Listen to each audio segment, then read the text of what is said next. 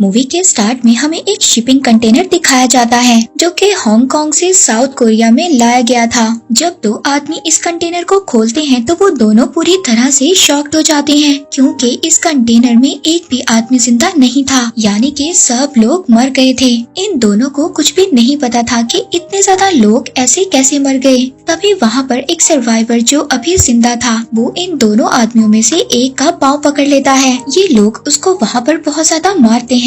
इन दोनों आदमियों में से एक आदमी कहता है कि इसको मार देते हैं, मगर उसका दूसरा साथी इस बात के लिए तैयार नहीं था। वो उस सर्वाइवर को अपने ट्रक में बिठा लेते हैं और उसकी मदद करने के लिए उसको शहर की तरफ ले जाते हैं। वो लोग जब शहर में आ जाते हैं तो उनमें से एक आदमी ट्रक को रोक कर कुछ चीजें लेने जाता है। तभी वो सर्वाइवर इस बात का मौका उठाता है और वो उस ट्रक से भाग जाता है। जब वो आदमी जिसका ट्रक था वो चीजें लेकर आता है तो वो उस सर्वाइवर को ढूंढता है, मगर वो उसको कहीं पर भी नहीं मिलता। वो उसको काफी ज्यादा ढूंढने की कोशिश करता है मगर वो सर्वाइवर उसको नहीं मिलता। तभी हम देखते हैं जो दूसरा आदमी यानी कि जो इसका भाई था उसकी तबीयत खराब होने लगी थी और वो अपने ट्रीटमेंट के लिए मेडिसिन लेने के लिए एक मेडिकल स्टोर में जाता है। उसको देखने से ऐसा लग रहा था कि उसको किसी वायरस ने जकड़ लिया है और वो वायरस आहिस्ता आहिस्ता लोगों में फैलता जा रहा है। इसके बाद हमें एक हादसे का सीन दिखाया जाता है। यहाँ पर हम देखते हैं कि एक गाड़ी जो खाई में गिर गई थी उसमें एक लेडी फंसी हुई थी। ये लेडी एक डॉक्टर थी और इस लेडी का नाम डॉक्टर किम था।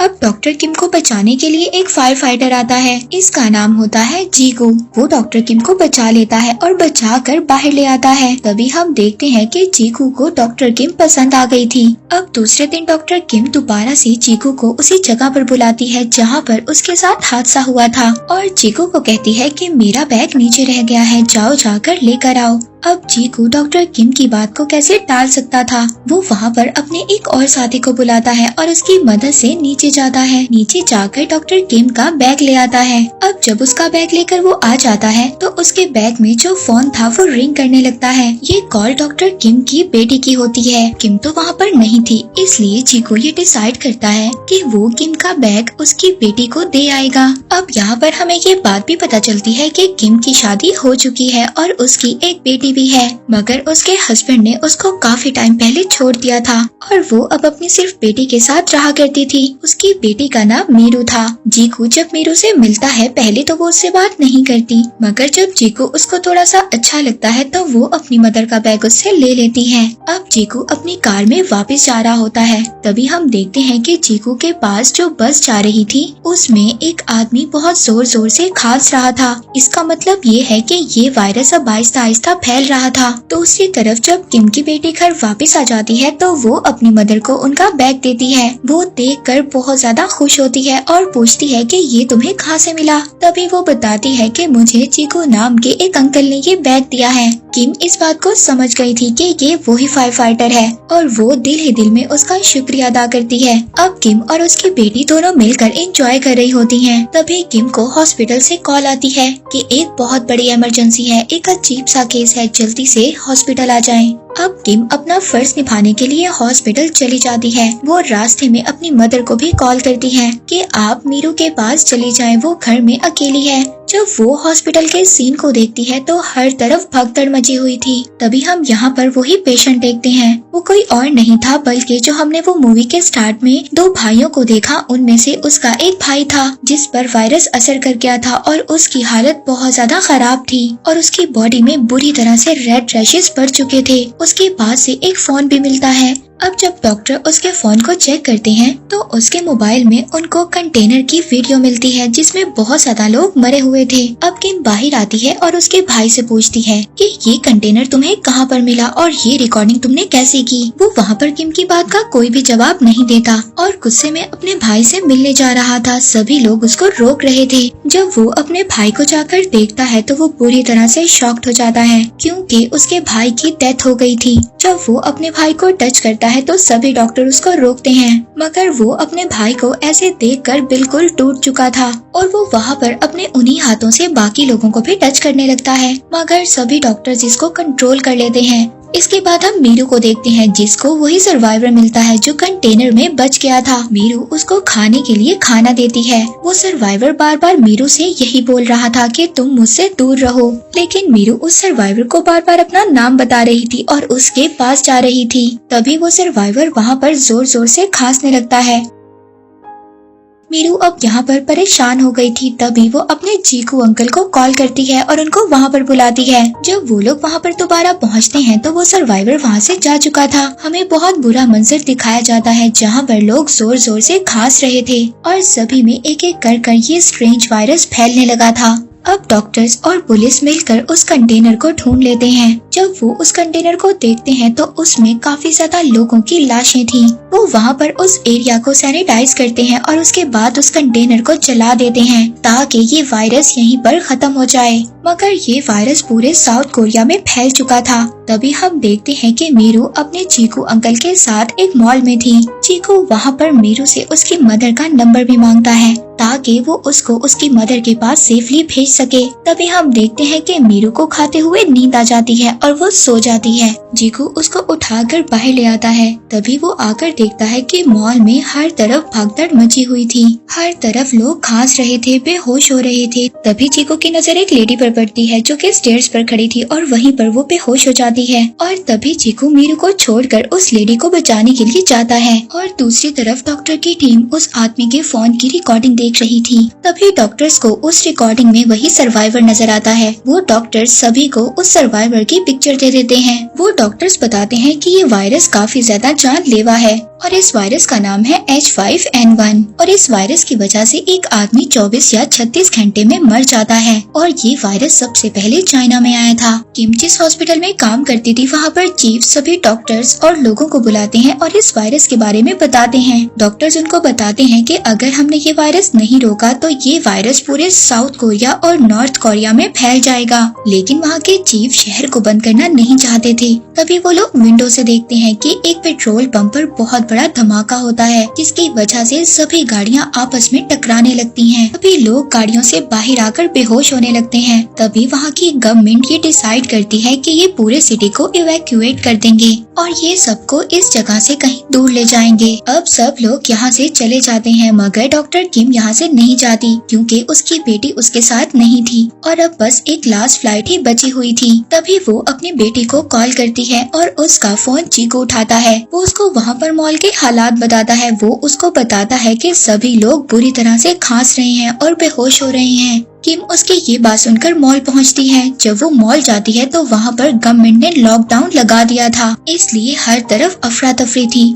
लोग खाने पर टूट रहे थे। ऐसा लग रहा था कि बस दुनिया खत्म होने वाली है। अब यहाँ पर चीकू मीरू को ढूंढ रहा था। पहले तो वो उसको नहीं मिलती मगर बहुत ज्यादा ढूंढने के बाद वो उसको मिल जाती है। तभी वहाँ पर मिलिट्री आ जाती है और वो सब लोगों को मॉल के अंदर रहने का कहती है। किसी को भी बाहर आने की इजाजत नहीं होती। और तभी मॉल का शटर बंद कर दिया जाता है क्योंकि हर चीज को लॉक किया जा रहा था ताकि ये वायरस कहीं और ना फैल सके। लेकिन कुछ लोग भागते हुए उस शटर से बाहर आ जाते हैं जिसमें ये तीनों भी होते हैं। डॉक्टर किम यहाँ पर चीकू को भी कहती है कि लास्ट फ्लाइट बची हुई है, तुम भी मेरे साथ चलो। मगर चीकू उसके साथ जाने से मना कर देता है। वो कहता है कि मेरा काम है लोगों को बचाना, इसलिए अब वो अपने एक साथी को वहाँ पर बुलाता है और शटर में फंसे हुए लोगों को वहाँ से निकालने लगता है। डॉक्टर किम अपनी बेटी को लेकर एयरपोर्ट पहुंच जाती है। बस चेकिंग के बाद वो लोग जाने ही वाले थे। तभी वहाँ पर मीरू खांस देती है। मीरू को खांसते हुए एयरपोर्ट का स्टाफ देख लेता है।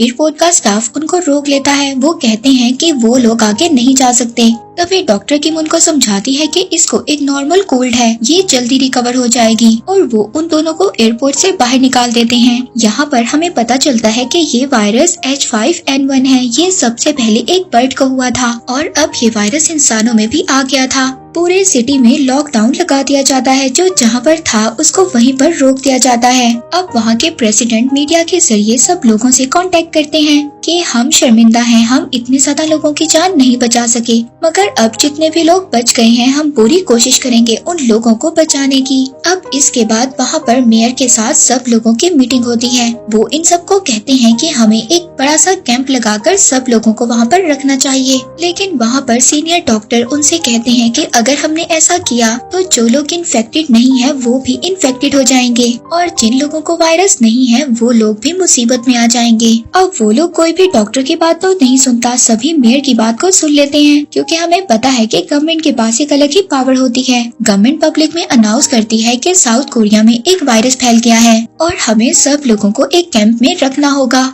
अब ये न्यूज आने के बाद हर जगह पर मिलिट्री फैल जाती है। अब सब लोगों को घरों से निकाला जा रहा था और उस कैंप में रखा जा रहा था। हम देखते हैं कि WHO के हेड और साउथ कोरिया के प्रेसिडेंट दोनों मीटिंग करते हैं। डॉक्टर प्रेसिडेंट को मीटिंग में बताते हैं कि हम जो कर रहे हैं वो बिल्कुल गलत है, ऐसे तो और लोगों को भी वायरस लग जाएगा। लेकिन वहाँ पर वाइस प्रेसिडेंट डॉक्टर की कोई भी बात मानने को तैयार नहीं थे। प्रेसिडेंट डॉक्टर से कहते हैं कि हमने तुम्हारा अप्रूवल नहीं मांगा, हमें सिर्फ इतना बताओ कि आगे इस वायरस को कैसे रोका जा सकता है। डॉक्टर्स प्रेसिडेंट को कहते हैं कि हमें एक PCR टेस्ट लेना होगा जिनकी रिपोर्ट्स 48 घंटों में आएगी और जो लोग ठीक होंगे उनको अलग कर दिया जाएगा और उन लोगों को 48 घंटे तक उसी कैंप में रखना होगा। इसी बीच डॉक्टर किम अपनी बेटी मीरू को देखती है जो अब वो भी इन्फेक्टेड हो गई थी, लेकिन डॉक्टर किम किसी को भी नहीं बताती। तभी वहाँ पर जीकू को भी ये बात पता चल जाती है। वो डॉक्टर किम से कहता है कि तुम्हें अपनी बेटी को अलग कर देना चाहिए, अगर तुमने ऐसा नहीं किया तो बाकी लोग भी इन्फेक्टेड हो जाएंगे। लेकिन किम इसकी बात को नहीं मानती। वो कहती है कि मैं इसको लोगों से अलग रखूंगी, हमेशा मास्क पहना कर रखूंगी।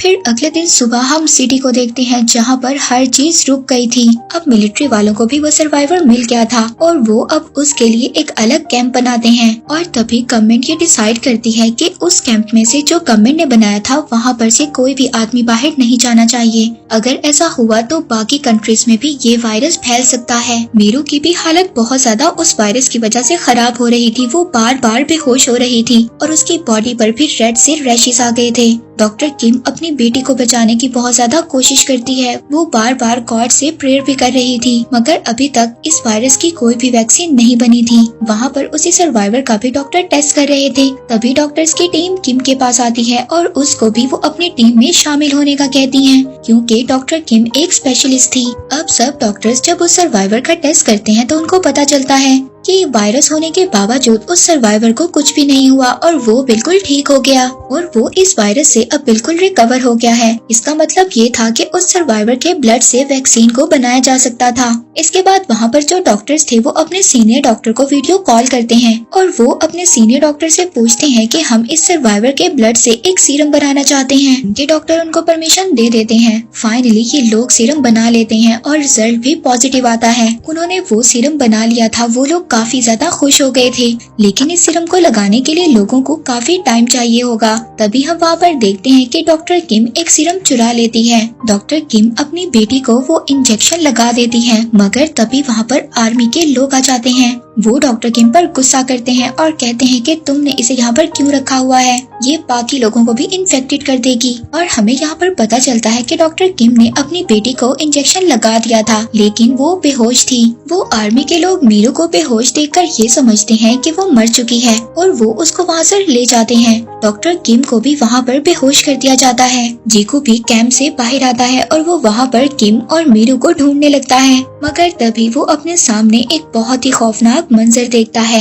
यहाँ पर जितने भी लोग मर गए थे सबको उठाकर एक गड्ढे में डाला जा रहा था ताकि सब लोगों को जलाया जा सके जो मर चुके थे, ताकि इस वायरस वाली डेड बॉडीज को खत्म किया जा सके। तभी चीकू वहाँ पर भागता है और मीरू की डेड बॉडी को ढूंढने लगता है, लेकिन मीरू उसको वहाँ पर कहीं नहीं मिलती। वो जोर जोर से उसका नाम लेकर बुलाता है। तभी वहाँ पर उसको एक बॉडी नजर आती है जो कि मीरू की थी। वो उसको उठाता है और गले लगा लेता है। तभी उसको पता चलता है कि मीरू अभी भी जिंदा है। दूसरी तरफ किम को भी होश आ गया था और वो भी अपनी बेटी को ढूंढ रही थी, लेकिन वो उसको कहीं पर भी नहीं मिलती। इसके बाद हम यहाँ पर एक बहुत ही इमोशनल सीन देखते हैं। हम एक सोल्जर को देखते हैं जो अपनी मदर को ढूंढ रहा था। तभी उसको उसकी मदर मिल जाती है, लेकिन उसको पता चलता है कि उसकी मदर भी इन्फेक्टेड हो चुकी है। उस सोल्जर को अभी तक ये पता था कि इस वायरस की कोई भी वैक्सीन नहीं बनी है। वो सोल्जर अपनी मदर के गले लग जाता है क्योंकि उसकी मदर मरने वाली थी, मगर तभी कुछ लोग उस सोल्जर को उसकी मदर से अलग कर देते हैं और उसको मारने लगते हैं। उस सोल्जर की मदर सबसे कहती है कि मेरे बेटे को मत मारो, उसकी कोई गलती नहीं है।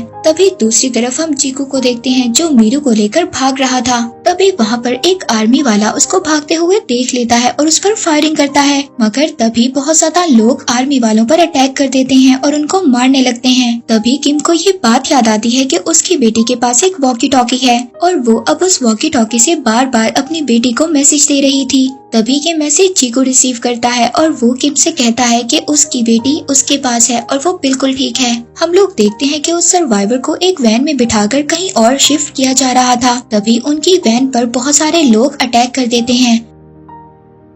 उस वैन में डॉक्टर किम भी साथ थी। वो उस सर्वाइवर को वैन से बाहर निकाल लेते हैं और उसको चाकू से मारने लगते हैं। उन लोगों को ये लग रहा था कि इस आदमी की वजह से उनके अपनों की जान गई है। तभी हम देखते हैं कि डॉक्टर उसको बचा लेते हैं और वहाँ से चले जाते हैं। तभी हम बाहर का सीन देखते हैं जहाँ पर लाखों की तादाद में लोग थे और सबके हाथों में अजीब किस्म के हथियार थे। और अब हमें पता चलता है कि वो सर्वाइवर भी मर गया था। वो अकेला था जिसके ब्लड से वैक्सीन बनाई जा सकती थी। तभी वहाँ पर हाईवे के दरमियान में जो लोग थे, आर्मी वाले उन पर फायर कर रहे थे और उन लोगों को मार रहे थे। जब ये चीज प्रेसिडेंट देखते हैं तो बहुत ज्यादा गुस्सा होते हैं। वो वहाँ पर सबसे कहते हैं कि ये काम करने का ऑर्डर किसने दिया। तभी वाइस प्रेसिडेंट कहते हैं कि ये ऑर्डर मैंने दिया है, हमें लोगों की जान बचानी है। अगर हमने ऐसा नहीं किया तो पूरा कोरिया सिटी तबाह हो जाएगा। डॉक्टर किम प्रेसिडेंट से वीडियो कॉल करती है और उनको बताती है कि मेरी बेटी मीरू भी अब रिकवर हो गई है और उसके ब्लड से भी वैक्सीन बनाई जा सकती है। ये बात डॉक्टर किम की प्रेसिडेंट मान जाते हैं और उनकी बेटी को क्वारंटाइन से निकालने का ऑर्डर दे देते हैं। लेकिन वहाँ पर अमेरिकन प्रेसिडेंट और WHO के लोग प्रेसिडेंट के ऑर्डर को नहीं मानते। वो इनके ऑर्डर को कैंसिल कर देते हैं। वो कहते हैं कि अगर एक भी आदमी क्वारंटाइन से बाहर आया तो उन पर हम मिसाइल छोड़ देंगे, उनको मार देंगे।